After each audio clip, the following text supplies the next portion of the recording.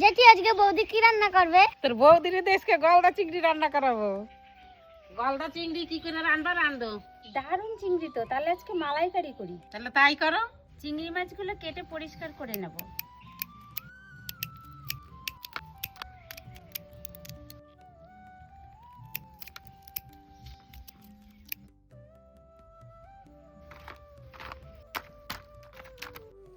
চিংড়ি মাছে নুন হলুদ মাখিয়ে রাখবো। নারকেলটা এবার ফাটিয়ে নেব। খুব সুন্দর দেখতে। নারকেলটা কুড়িয়ে নিচ্ছি। আদা রসুন পেঁয়াজ সব কেটে নিচ্ছি। এই নে রসুনটা ছাড়া।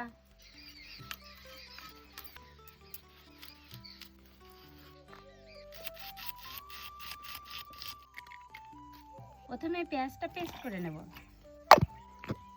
আদা রসুন পেস্ট করে নেব। নারকেলের মধ্যে মিশিয়ে নিচ্ছি হালকা উষ্ণ গরম জল। নারকেল থেকে দুধটা বার করার জন্য পেস্ট করে নেব। পেস্ট করে নারকেলটা এবার ছেঁকে নেব। এখন পেস্ট করে নেব কাজু কাঁচা লঙ্কা সর্ষে।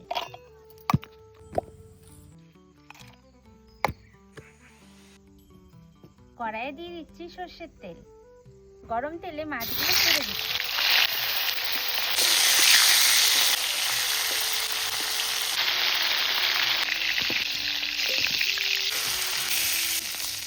সর্ষের তেল এবার দিয়ে দিচ্ছি গোটা গরম মশলা, আদা রসুন, পেঁয়াজ,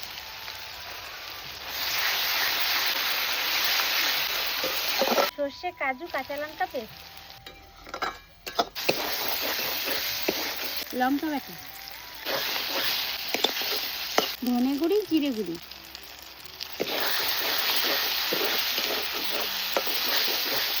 হলুদ, লবণ। এবার দিয়ে দেব দই।